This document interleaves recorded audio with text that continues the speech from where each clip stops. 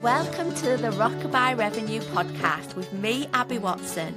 I'm a mum of 4 and a business strategist, and I train people to become hypnobirthing teachers. In the last decade, I've built a thriving baby business that grew beyond my wildest dreams. This podcast is for you if you run a business or dream of running a business in the birth and baby industry. You want to change lives whilst making more money. I'm talking about creating sustainable income whilst being present for the people that matter most. I believe for our baby businesses to have the impact we desire, we must be rewarded. On this podcast, expect me to share actionable strategies without the jargon. I've been where you are. I've built a business while raising 4 little ones, and now I'm here to help you turn your passion into profit while creating the life you've always dreamed of. So let's get started. Hi, lovely. I want to tell you about something that I did recently that really made me think about how we can be when we run a business and how we can almost tell ourselves that we can't do certain things, that certain things are going to be hard. If we want to do certain things, we're going to have to pay for people to do it for us. So that might be, for example, technical stuff. So I know so many of us will say things like, oh, I could never get my website ranking on Google. I could never, learn to update my website. I could never create a website. I've no idea how to do meta ads. All these things that we might hear other people doing or we might have had suggested to us, but we're like, oh my gosh, that is far too complicated for me to do. If I was going to do that in my business, I would need someone to do it for me. And I will put my hands up in the air and say that has absolutely been me on many occasions where tech is involved. I used to say I was a bit of a technophobe, and I've tried to avoid that phrase because I almost think it's become a bit of a self-fulfilling prophecy for me. I tell myself I'm so much of a technophobe that it just makes me avoid tech even more. So I have definitely been in the camp of kind of thinking things are going to be too complicated for me to do, almost trying to protect myself from the stress and maybe even the disappointment that might come with trying to do something and doing it badly. So just kind of ruling it out and not doing it at all.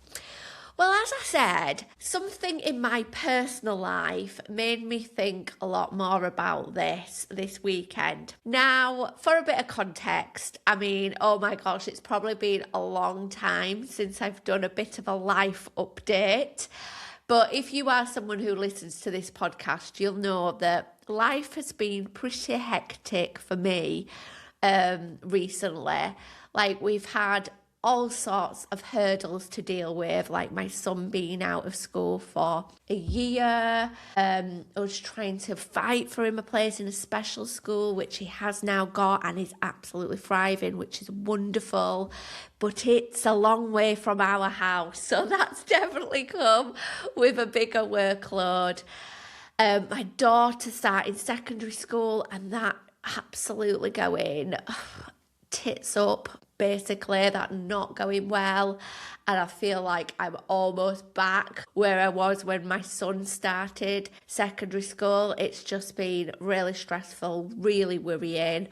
And yes, the list goes on. There are lots of other things with the other 2 kids. Yeah, life is pretty mental, and as a result, I thought, well, let's move house. That'll make things easier. Don't get me wrong, that, did have some logic behind it. The idea was move closer to schools of the older 2, so we'd spend less time in the car. Life long term might be easier.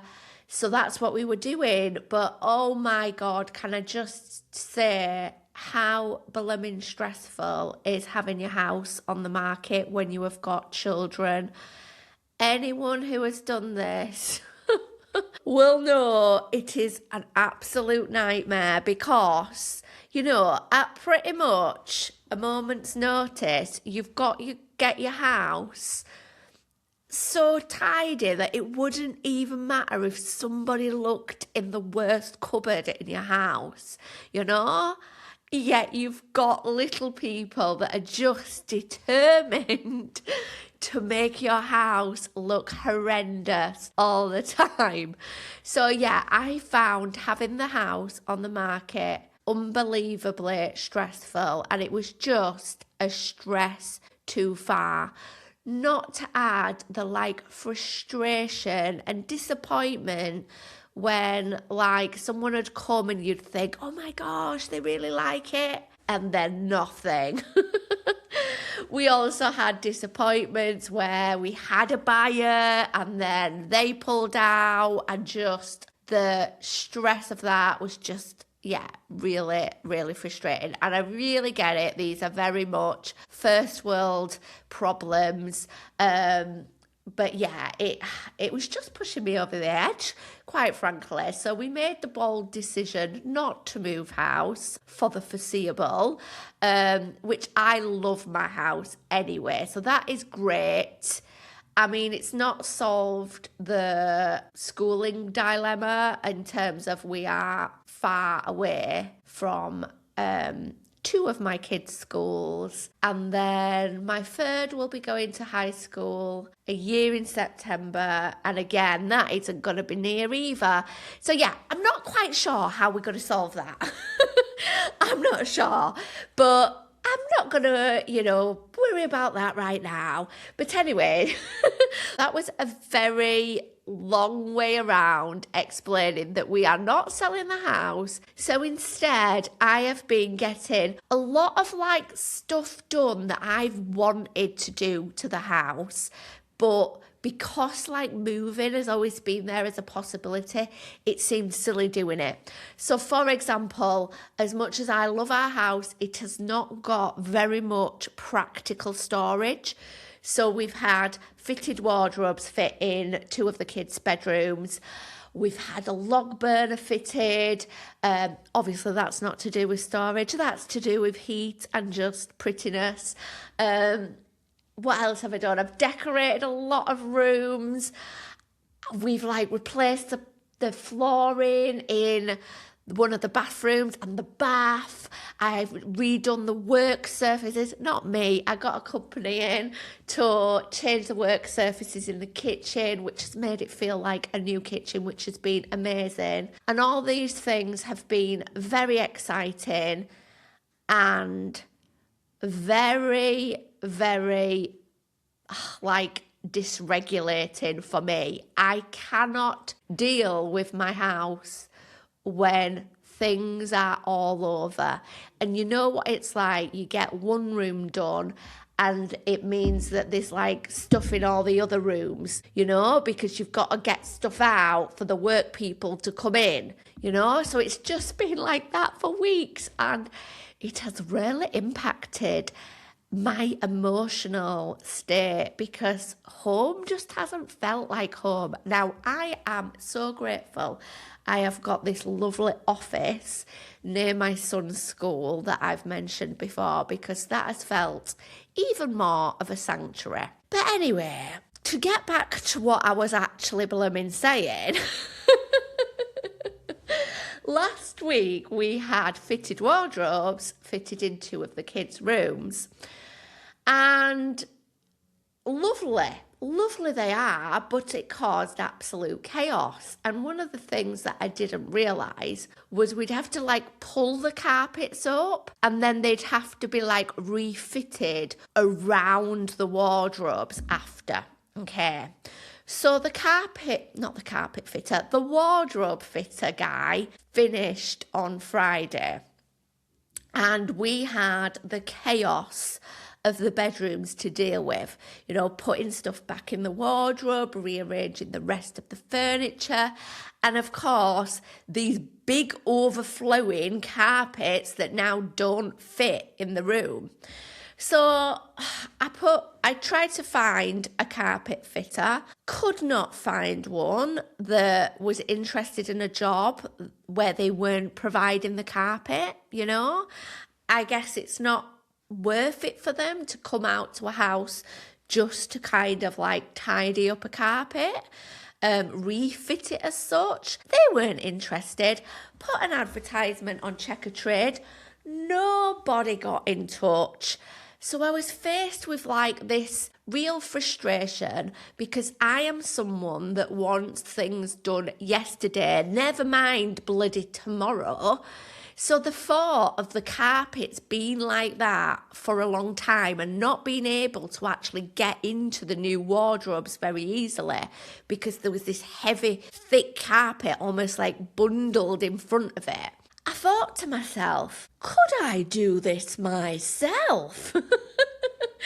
Could Abby Watson fit a carpet? So I headed to my old friend Google and I put in how to fit a carpet. And of course, instead of reading the many blogs that were there telling me how to do it, I went for the videos. You know, there's nothing like a video to help you feel more clarity with what the person is saying. So I watched several videos on YouTube.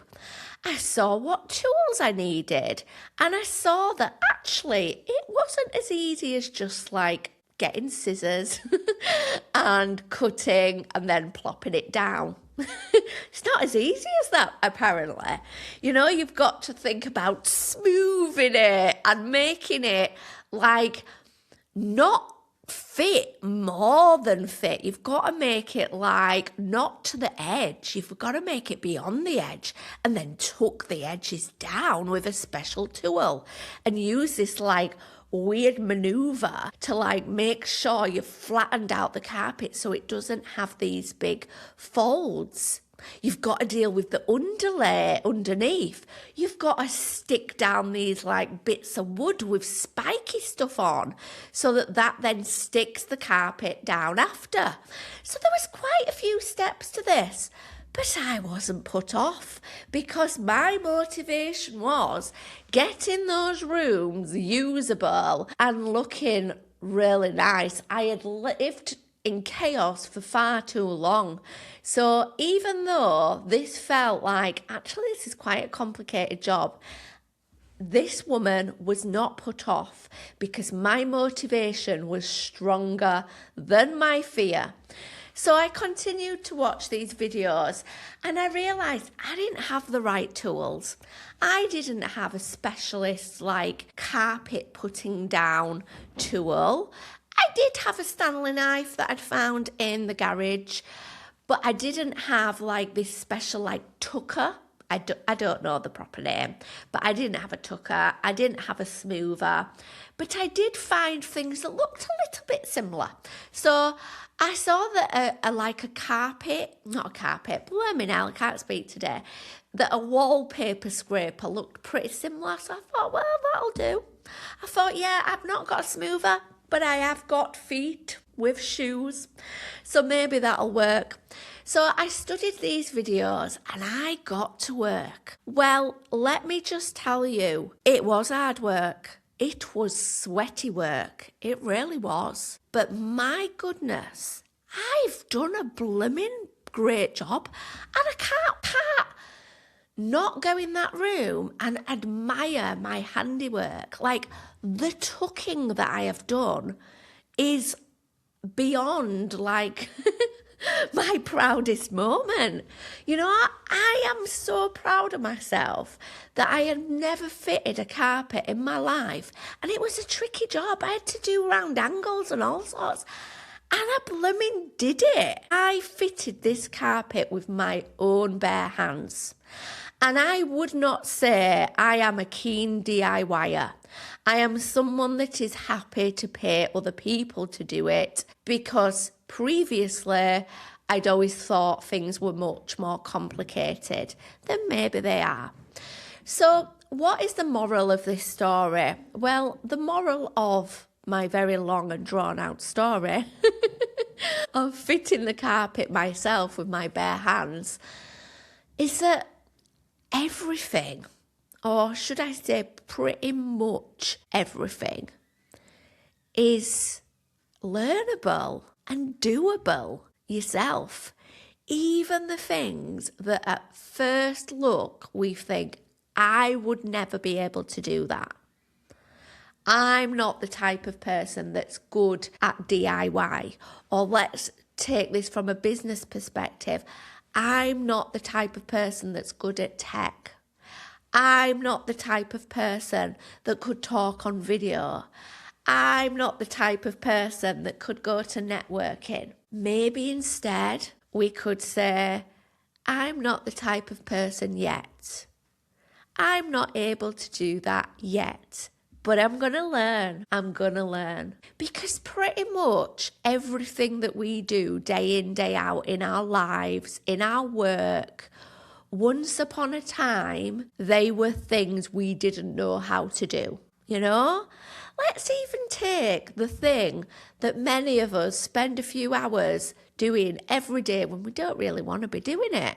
You know? Messing about on our phones. Remember when you got your phone for the first time and you were like, oh my gosh, where do I even find this thing? You know, where do I find my, emails? Where do I find the settings to connect to the Wi-Fi? It all felt really complicated. And now, because you have done it several times, it's easy. Think about, if you're a driver, learning to blooming drive. Oh my gosh, I think passing my driving test was probably one of the best days of my life because I couldn't believe I'd done it. Like, it took me a long time to learn to drive. Coordination is not my thing. So the whole gear thing, you know, clutch down, gear, all that kind of malarkey. It just wasn't coming to me very easily, and there was a lot of stalling going on and the stress of it all. Learning to drive was challenging, but I did it, and now I couldn't even tell you what I press when I'm in the car. You know, don't ask me. I don't know, but I do it because it's now such second nature. So here's your reminder that maybe there are things in your business, maybe there are things in the wonderful work that you do or want to do that you sometimes think you won't be able to do. You know, are too complicated, too hard. You're not the type of person. But my goodness, look at all the things that you've done in your life that at first felt hard and now they don't. And there's a quote from a really well-known businesswoman called Marie Forleo. And she says everything is figure-outable. And it's so true. Everything we can figure out some way or another. And we are in this amazing time where actually information is there just a click away. Pretty much anything that you want to learn how to do, you can find people posting videos, posting tutorials about how to do it. You can learn how to do it, you know? Nothing is kind of hidden away as this thing that you can only, learn how to do if you have got these prerequisites and, thousands and thousands of pounds. Actually, we can learn how to do pretty much anything. We can be guided by videos and we can do something once for the first time, feeling like we have got someone in front of us showing us. And then we do it again and again. And actually then it just becomes a skill that we have, you know? So perhaps there's things in your business or in your business of your dreams where you think, oh my gosh, I would love to do that. I would love to have an online course, for example. That might be something you think. I would love to run a retreat. Maybe that's something you've considered. I would love to get myself on more podcasts. I would love to be doing taster events. I would love to take my business online and no longer work in person. Whatever those things are for you, do not let the how-to be a barrier. Do not let the I'm not sure how to do that be a barrier, because that stuff is there. It's available. You're going to be able to find tips, tutorials, instructions for doing it. And you know what? The first time might feel really hard, but nothing is out of reach. And that is the beauty of being in this time that we are in right now. So I can fit a carpet. You can do whatever that thing is in your business. You can. So stop telling yourself stories about what you're good at and what you're not good at. Because there are so many things and so many possibilities available to you. And in this wonderful world that we live in, my goodness, that developing and learning how to do stuff is often just a blooming click away. So that's my little story with a moral for today. And I'm not saying that, you know, I'm ditching hypnobirthing to fit carpets full time. I'm really not. But my goodness, this isn't even about fitting carpets. This is about how actually, you know, the skill in life is not the individual skills. It's not the fitting the carpet. It's not mastering the tech for a website. The skill is actually thinking, you know what? I'm going to find out how to do that and I'm going to give it a whirl. That's the skill, you know? I'm going to find out how to do that and I'm going to give it a whirl. Simple as that. So please do come over to my Instagram at loveyourbirth_training and tell me what you are going to give a whirl. What thing are you going to decide you are going to learn to do? It might be super easy. You might surprise yourself. And my goodness, just like I like going in the bedroom and admiring my lovely carpet fitting skills, you might be admiring the thing that you've mastered too.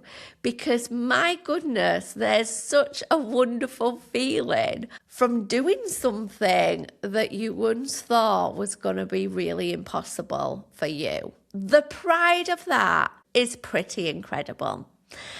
So I hope you found this really random episode useful today. And as always, lovely one, keep on changing lives. Bye. See you next time. Thank you for listening to Rockabye Revenue. I hope this episode has left you with some fresh ideas and bundles of motivation. If you enjoyed this episode, do make sure you click subscribe so you never miss an installment. And if you found this episode useful, I'd love you forever if you leave a 5-star review, helping this podcast reach the ears of more of the helpers in this world. And remember, keep changing lives. See you next time.